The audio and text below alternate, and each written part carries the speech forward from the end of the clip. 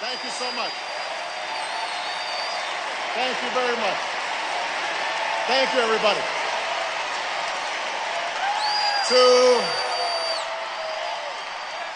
To Chairman Dean and my great friend, Dick Durbin,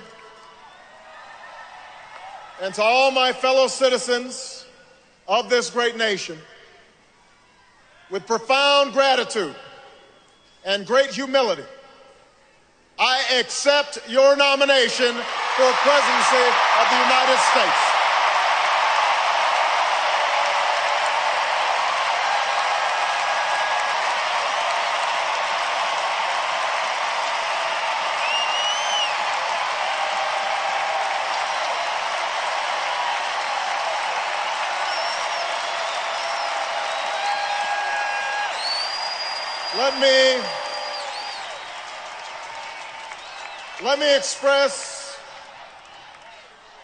Let me express my thanks to the historic slate of candidates who accompanied me on this journey, and especially the one who traveled the farthest, a champion for working Americans and an inspiration to my daughters and yours, Hillary Rodham Clinton.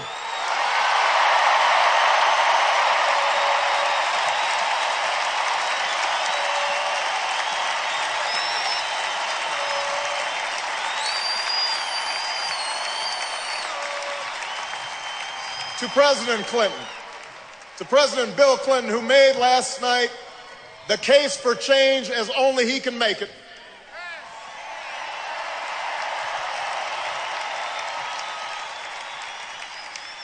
To Ted Kennedy, who embodies the spirit of service.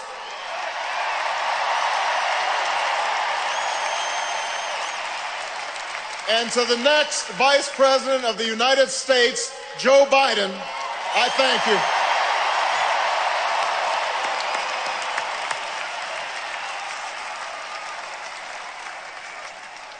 I am grateful to finish this journey with one of the finest statesmen of our time. A man at ease with everyone from world leaders to the conductors on the Amtrak train he still takes home every night. To the love of my life, our next First Lady, Michelle Obama.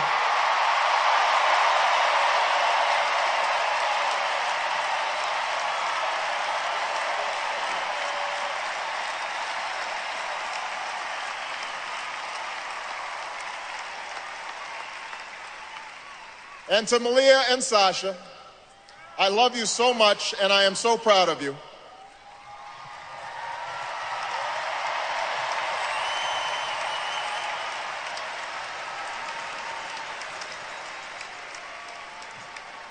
Four years ago, I stood before you and told you my story of the brief union between a young man from Kenya and a young woman from Kansas who weren't well off or well known, but shared a belief that in America, their son could achieve whatever he put his mind to. It is that promise that's always set this country apart, that through hard work and sacrifice, each of us can pursue our individual dreams, but still come together as one American family to ensure that the next generation can pursue their dreams as well. That's why I stand here tonight. Because for 232 years, at each moment when that promise was in jeopardy, ordinary men and women, students and soldiers, farmers and teachers, nurses and janitors, found the courage to keep it alive. We meet at one of those defining moments, a moment when our nation is at war, our economy is in turmoil, and the American promise has been threatened once more. Tonight, more Americans are out of work, and more are working harder for less. More of you have lost your homes, and even more are watching your home values plummet. More of you have cars you can't afford to drive, credit cards, bills you can't afford to pay, and tuition that's beyond your reach. Now, these challenges are not all of government's making, but the failure to respond is a direct result of a broken politics in Washington and the failed policies of George W. Bush.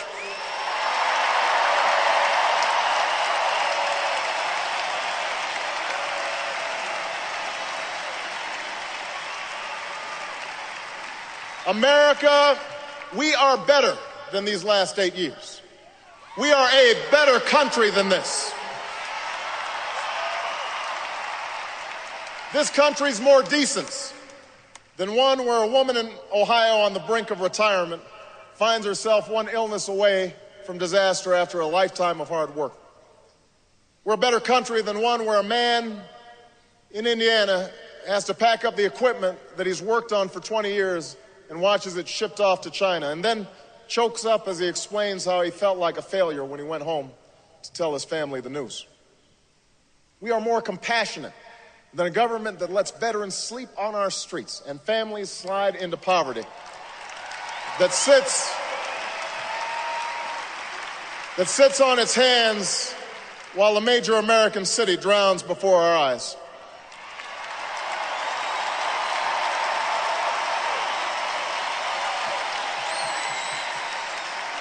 Tonight I say to the people of America, to Democrats and Republicans and independents across this great land, enough.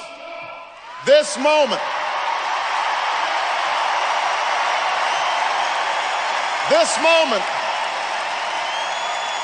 this election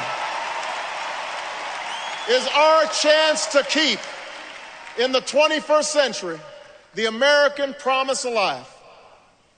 Because next week in Minnesota, the same party that brought you 2 terms of George Bush and Dick Cheney will ask this country for a third. And we are here because we love this country too much to let the next 4 years look just like the last 8.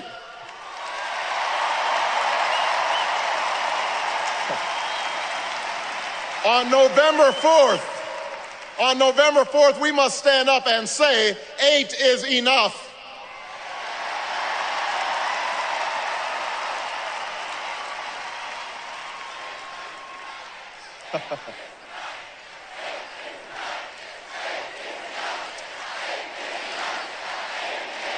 Now,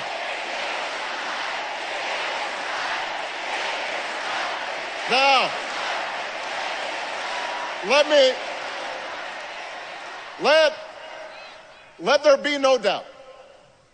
The Republican nominee, John McCain, has worn the uniform of our country with bravery and distinction. And for that, we owe him our gratitude and our respect.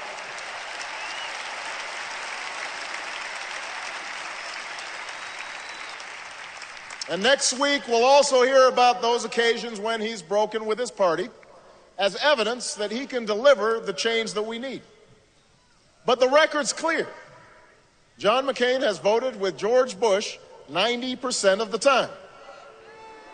Senator McCain likes to talk about judgment, but really, what does it say about your judgment when you think George Bush has been right more than 90% of the time?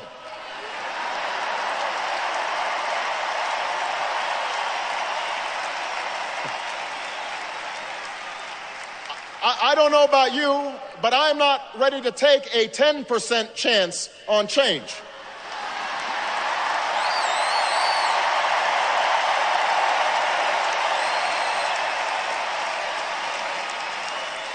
The truth is, on issue after issue that would make a difference in your lives, on health care and education and the economy, Senator McCain has been anything but independent. He said that our economy has made great progress under this president. He said that the fundamentals of the economy are strong. And when one of his chief advisors, the man who wrote his economic plan, was talking about the anxieties that Americans are feeling, he said that we were just suffering from a mental recession and that we've become, and I quote, a nation of whiners.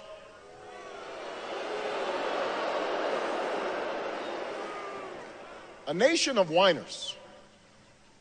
Tell that to the proud auto workers at a Michigan plant who, after they found out it was closing, kept showing up every day and working as hard as ever because they knew there were people who counted on the breaks that they made. Tell that to the military families who shoulder their burdens silently as they watch their loved ones leave for their 3rd or 4th or 5th tour of duty. These are not whiners. they work hard, and they give back, and they keep going without complaint. These are the Americans I know.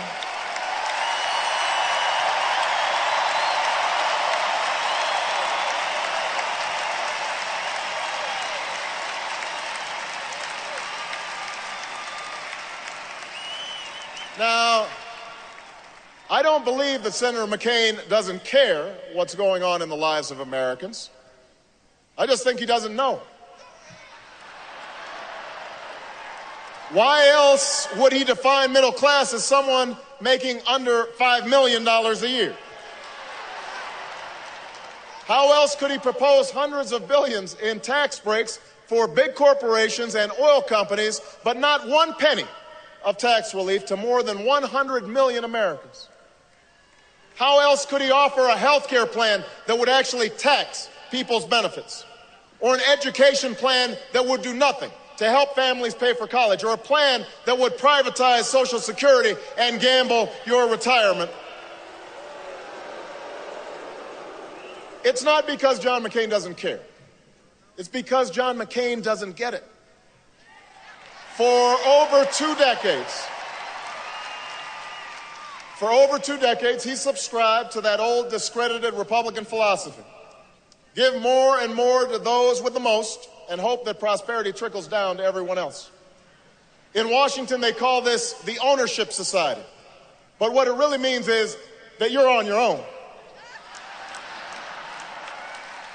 Out of work? Tough luck. You're on your own. No health care? The market will fix it. You're on your own. Born into poverty? Pull yourself up by your own bootstraps. Even if you don't have boots, you are on your own.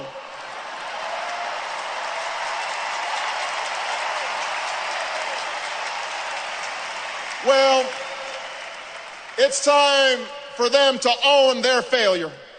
It's time for us to change America. And that's why I'm running for president of the United States.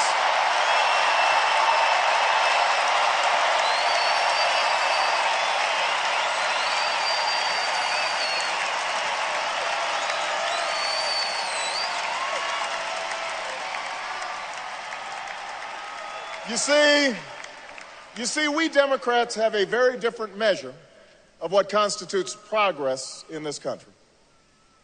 We measure progress by how many people can find a job that pays the mortgage. Whether you can put a little extra money away at the end of each month so you can someday watch your child receive her college diploma. We measure progress in the 23 million new jobs that were created when Bill Clinton was president. When the average American family saw its income go up $7,500 instead of go down $2,000 like it has under George Bush. We measure the strength of our economy not by the number of billionaires we have or the profits of the Fortune 500, but by whether someone with a good idea can take a risk and start a new business, or whether the waitress who lives on tips can take a day off and look after a sick kid without losing her job. An economy that honors the dignity of work. The fundamentals we use to measure economic strength are whether we are living up to that fundamental promise that has made this country great. A promise that is the only reason I am standing here tonight. Because in the faces of those young veterans who come back from Iraq and Afghanistan, I see my grandfather, who signed up after Pearl Harbor, marched in Patton's army, and was rewarded by a grateful nation with the chance to go to college on the GI Bill. In the face of that young student who sleeps just 3 hours before working the night shift, I think about my mom, who raised my sister and me on her own while she worked and earned her degree, who once turned to food stamps but was still able to send us to the best schools in the country with the help of student loans and scholarships. When I listen to another worker tell me that his factory is shut down, I remember all those men and women on the south side of Chicago who I stood by and fought for 2 decades ago after the local steel plant closed. And when I hear a woman talk about the difficulties of starting her own business or making her way in the world, I think about my grandmother, who worked her way up from the secretarial pool to middle management, despite years of being passed over for promotions because she was a woman. She's the one who taught me about hard work. She's the one who put off buying a new car or a new dress for herself so that I could have a better life. She poured everything she had into me. And although she can no longer travel, I know that she's watching tonight and that tonight is her night as well.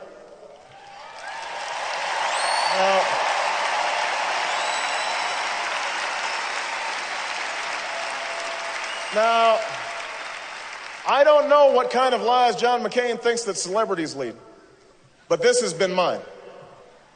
These are my heroes. Theirs are the stories that shaped my life. And it is on behalf of them that I intend to win this election and keep our promise alive as President of the United States.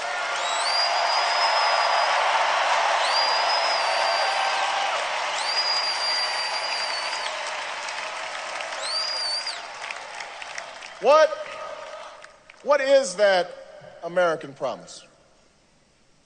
It's a promise that says each of us has the freedom to make of our own lives what we will, but that we also have obligations to treat each other with dignity and respect. It's a promise that says the market should reward drive and innovation and generate growth, but that businesses should live up to their responsibilities to create American jobs, to look out for American workers and play by the rules of the road. Ours is a promise that says government cannot solve all our problems, but what it should do is that which we cannot do for ourselves. Protect us from harm and provide every child a decent education. Keep our water clean and our toys safe. Invest in new schools and new roads and science and technology. Our government should work for us, not against us. It should help us, not hurt us. It should ensure opportunity, not just for those with the most money and influence, but for every American who's willing to work. That's the promise of America. The idea that we are responsible for ourselves, but that we also rise or fall as one nation. The fundamental belief that I am my brother's keeper. I am my sister's keeper. That's the promise we need to keep. That's the change we need right now. So let me spell out exactly what that change would mean if I am president. Change means a tax code that doesn't reward the lobbyists who wrote it, but the American workers and small businesses who deserve it. You know, unlike John McCain, I will stop giving tax breaks to companies that ship jobs overseas, and I will start giving them to companies that create good jobs right here in America.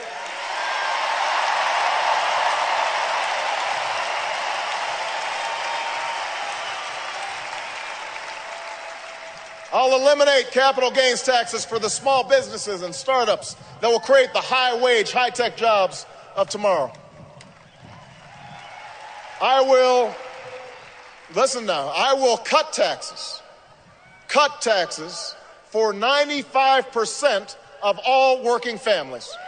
Because in an economy like this, the last thing we should do is raise taxes on the middle class.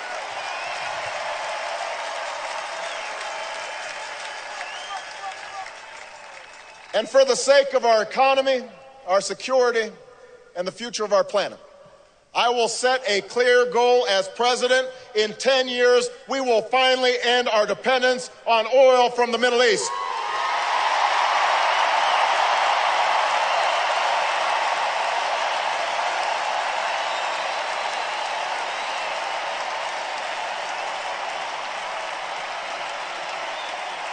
We will do this. Washington's been talking about our oil addiction for the last 30 years. And by the way, John McCain's been there for 26 of them. And in that time, he has said no to higher fuel efficiency standards for cars, no to investment in renewable energy, no to renewable fuels. And today we import triple the amount of oil than we had on the day that Senator McCain took office. Now is the time to end this addiction and to understand that drilling is a stopgap measure, not a long-term solution, not even close.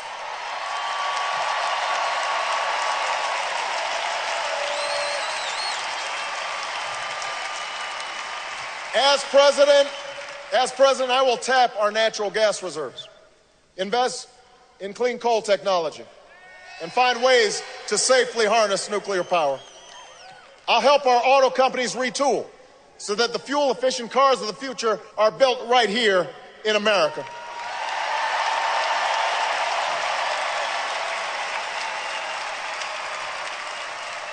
I'll make it easier for the American people to afford these new cars. And I'll invest $150 billion over the next decade in affordable, renewable sources of energy, wind power and solar power, and the next generation of biofuels, an investment that will lead to new industries and 5 million new jobs that pay well and can't be outsourced.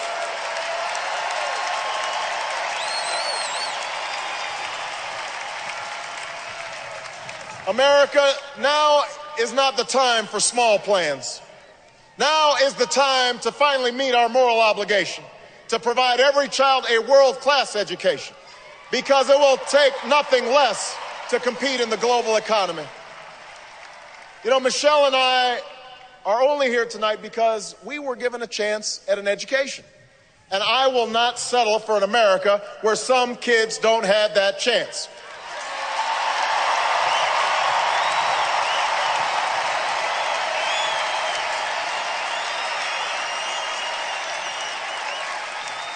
I'll invest in early childhood education.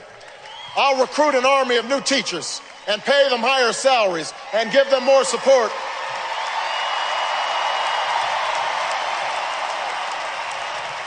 And in exchange, I'll ask for higher standards and more accountability. And we will keep our promise to every young American.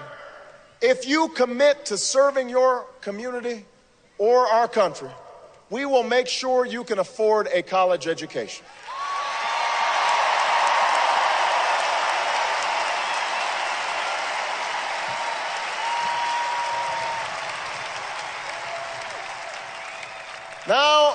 Now is the time to finally keep the promise of affordable, accessible health care for every single American.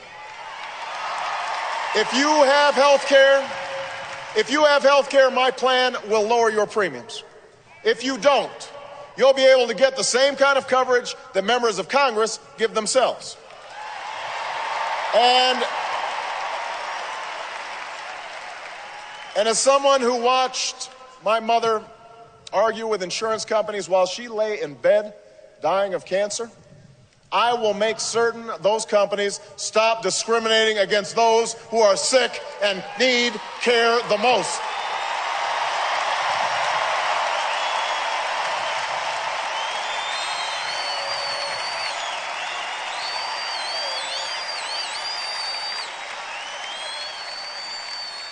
Now is the time to help families with paid sick days and better family leave, because nobody in America should have to choose between keeping their job and caring for a sick child or an ailing parent.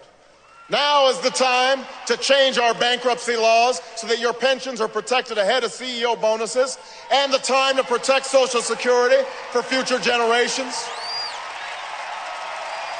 And now is the time to keep the promise of equal pay for an equal day's work, because I want my daughters to have the exact same opportunities as your sons.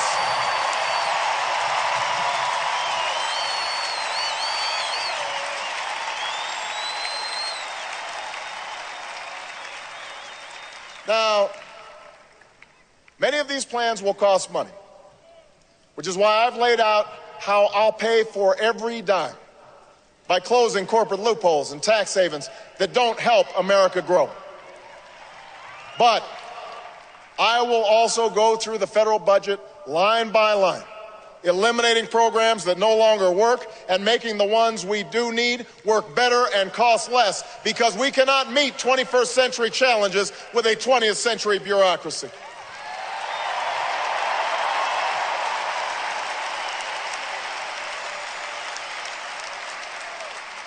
And Democrats, we must also admit that fulfilling America's promise will require more than just money.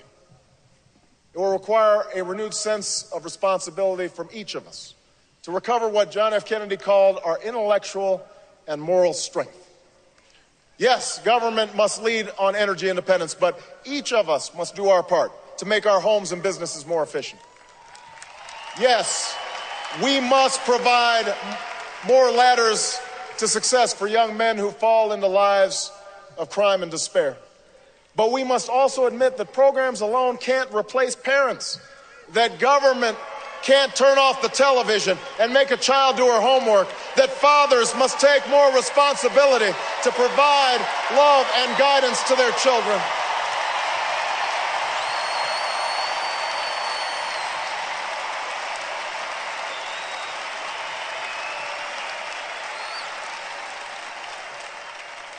Individual responsibility and mutual responsibility. That's the essence of America's promise. And just as we keep our promise to the next generation here at home, so must we keep America's promise abroad. If John McCain wants to have a debate about who has the temperament and judgment to serve as the next commander-in-chief, that's a debate I'm ready to have.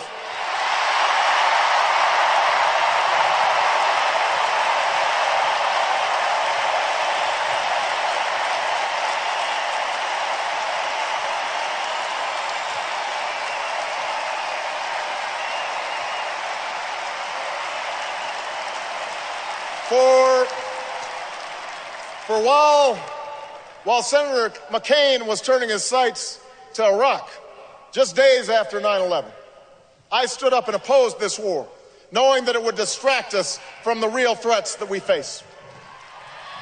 When John McCain said we could just muddle through in Afghanistan, I argued for more resources and more troops to finish the fight against the terrorists who actually attacked us on 9/11, and made clear that we must take out Osama bin Laden and his lieutenants if we have them in our sights.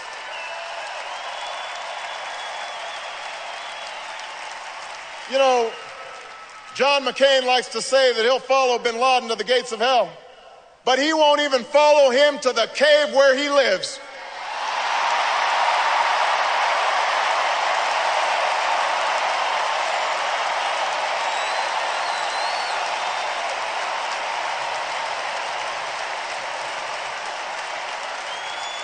And today is my call for a time frame to remove our troops from Iraq, has been echoed by the Iraqi government and even the Bush administration, even after we learned that Iraq has $79 billion in surplus while we are wallowing in deficit. John McCain stands alone in his stubborn refusal to end a misguided war. That's not the judgment we need. That won't keep America safe. We need a president who can face the threats of the future, not keep grasping at the ideas of the past.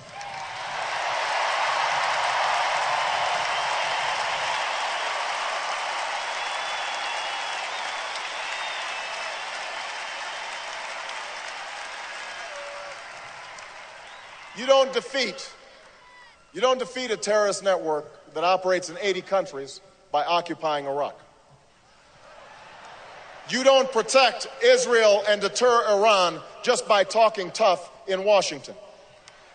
You can't truly stand up for Georgia when you've strained our oldest alliances. If John McCain wants to follow George Bush with more tough talk and bad strategy, that is his choice, but that is not the change that America needs.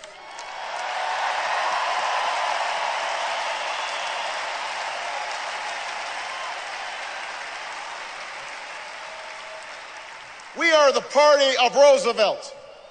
We are the party of Kennedy.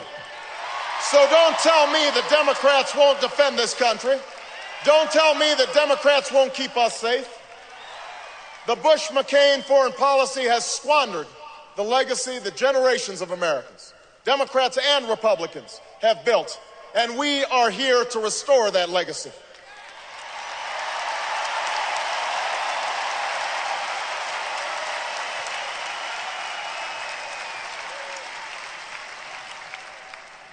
As Commander-in-Chief, I will never hesitate to defend this nation, but I will only send our troops into harm's way with a clear mission and a sacred commitment to give them the equipment they need in battle and the care and benefits they deserve when they come home.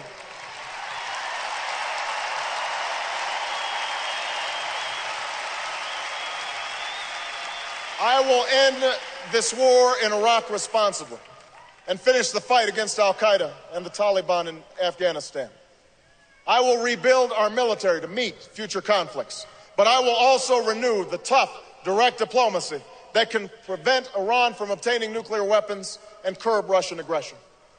I will build new partnerships to defeat the threats of the 21st century: terrorism and nuclear proliferation, poverty and genocide, climate change and disease. And I will restore our moral standing so that America is once again that last best hope for all who are called to the cause of freedom, who long for lives of peace, and who yearn for a better future.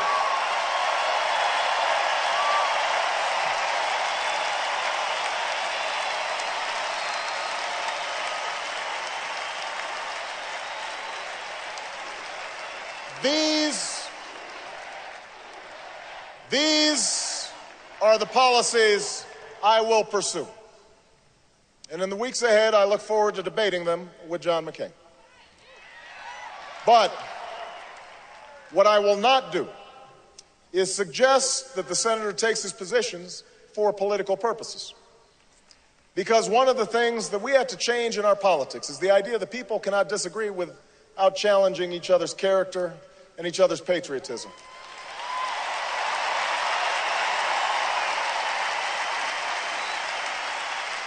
The times are too serious.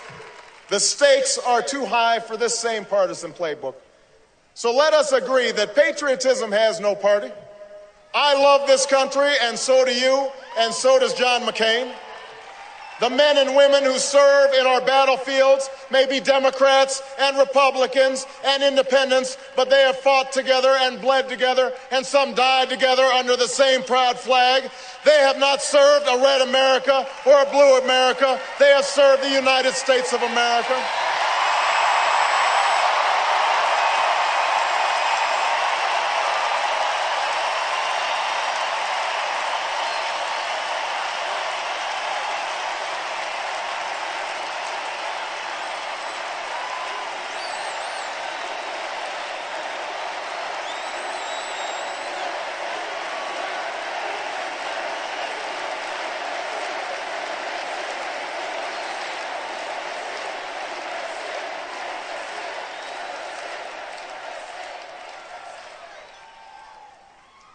So I've got news for you, John McCain. We all put our country first.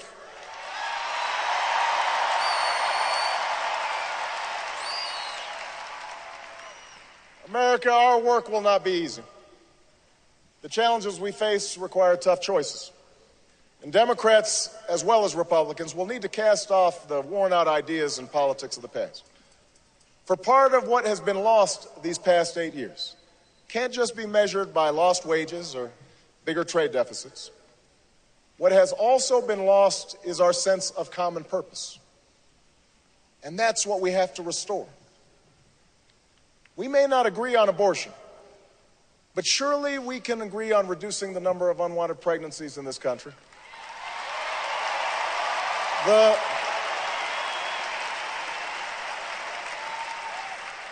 The reality of gun ownership may be different for hunters in rural Ohio than they are for those plagued by gang violence in Cleveland, but don't tell me we can't uphold the Second Amendment while keeping AK-47s out of the hands of criminals.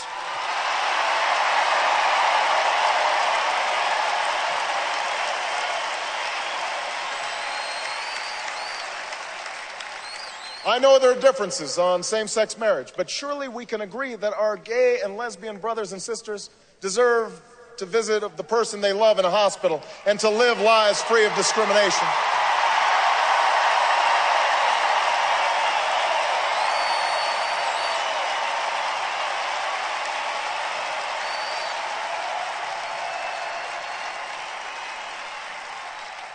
Passions may fly on immigration, but I don't know anyone who benefits when a mother is separated from her infant child, or an employer undercuts American wages by hiring illegal workers.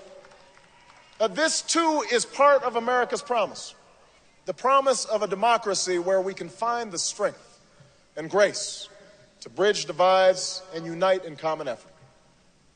I know there are those who dismiss such beliefs as happy talk.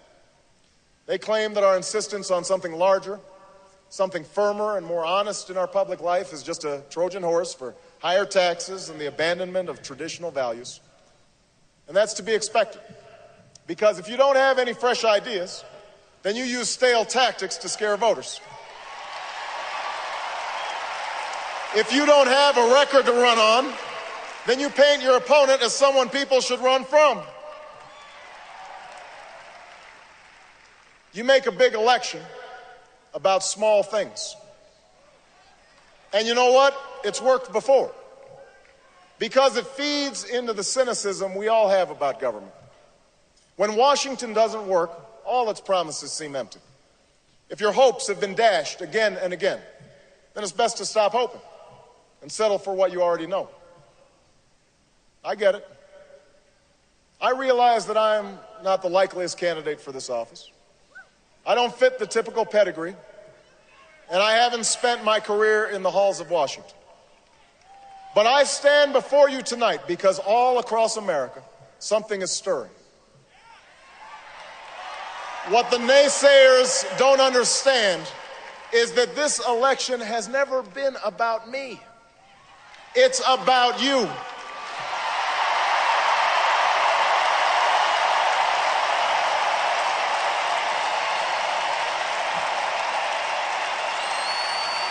It's about you.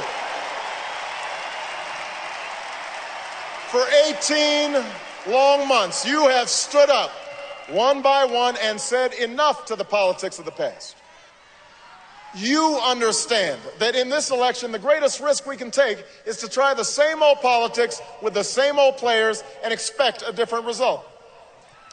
You have shown what history teaches us, that at defining moments like this one, the change we need doesn't come from Washington.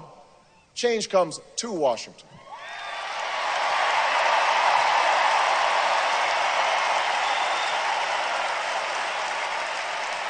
Change happens. Change happens because the American people demand it, because they rise up and insist on new ideas and new leadership, a new politics for a new time. America, this is one of those moments. I believe that as hard as it will be, the change we need is coming. Because I've seen it. Because I've lived it. Because I've seen it in Illinois when we provided health care to more children and moved more families from welfare to work. I've seen it in Washington, where we worked across party lines to open up government and hold lobbyists more accountable, to give better care for our veterans and keep nuclear weapons out of the hands of terrorists.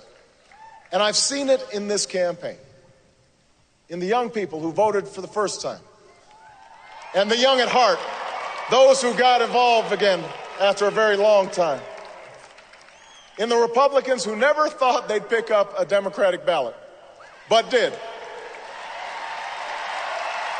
I've seen it in the workers who would rather cut their hours back a day, even though they can't afford it, than see their friends lose their jobs. In the soldiers who re-enlist after losing a limb. In the good neighbors who take a stranger in when a hurricane strikes and the floodwaters rise. You know, this country of ours has more wealth than any nation, but that's not what makes us rich. We have the most powerful military on earth, but that's not what makes us strong. Our universities and our culture are the envy of the world, but that's not what keeps the world coming to our shores. Instead, it is that American spirit, that American promise, that pushes us forward even when the path is uncertain, that binds us together in spite of our differences, that makes us fix our eye not on what is seen, but what is unseen, that better place around the bend. That promise is our greatest inheritance. It's a promise I make to my daughters when I tuck them in at night, and a promise that you make to yours. A promise that has led immigrants to cross oceans and pioneers to travel west. A promise that led workers to picket lines and women to reach for the ballot. And it is that promise that 45 years ago today brought Americans from every corner of this land to stand together on a mall in Washington before Lincoln's memorial and hear a young preacher from Georgia speak of his dream.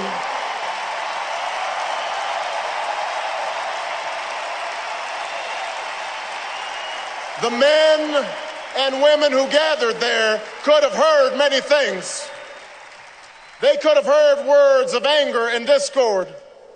They could have been told to succumb to the fear and frustrations of so many dreams deferred. But what the people heard instead, people of every creed and color, from every walk of life, is that in America, our destiny is inextricably linked. That together, our dreams can be won. We cannot walk alone, the preacher cried. And as we walk, we must make the pledge that we shall always march ahead. We cannot turn back. America, we cannot turn back. Not with so much work to be done, not with so many children to educate and so many veterans to care for, not with an economy to fix and cities to rebuild and farms to save, not with so many families to protect and so many lives to mend. America, we cannot turn back. We cannot walk alone. At this moment, in this election, we must pledge once more to march into the future. Let us keep that promise, that American promise, and in the words of Scripture, hold firmly, without wavering, to the hope that we confess. Thank you. God bless you. And God bless the United States of America.